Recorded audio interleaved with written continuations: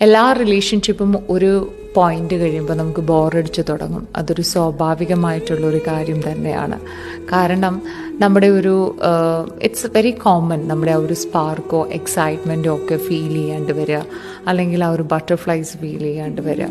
കുറേ പരിചയം ആയിക്കഴിഞ്ഞതിന് ശേഷം നമ്മുടെ ബന്ധങ്ങളൊക്കെ ഒരു വിരസമായി തോന്നിയേക്കാം.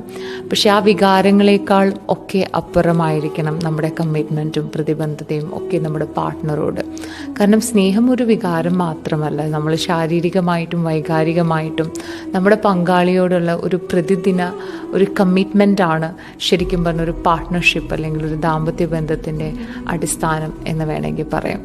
കുറച്ച് നാൾ കഴിയുമ്പോൾ നമ്മുടെ പാർട്ട്ണറോട് എന്തായാലും നമുക്ക് കോൺഫ്ലിക്റ്റുകൾ ഉണ്ടാകും, ബുദ്ധിമുട്ടുകളുണ്ടാവും. രണ്ട് പശ്ചാത്തലങ്ങളിൽ നിന്ന് വന്ന രണ്ട് വ്യക്തികൾ, രണ്ട് യുണീക്ക് ക്യാരക്ടേഴ്സ് ഉള്ളത്, രണ്ട് പരിചരണങ്ങളിൽ നിന്ന് വളർന്നു വന്ന രണ്ട് വ്യക്തികൾ, നമ്മുടെ ഇഷ്ടങ്ങളും അനിഷ്ടങ്ങളും എല്ലാം കുറച്ച് നാൾ കഴിയുമ്പോൾ പല കോൺഫ്ലിക്റ്റുകളിലേക്കും പോവാൻ സാധ്യതകളുണ്ട്.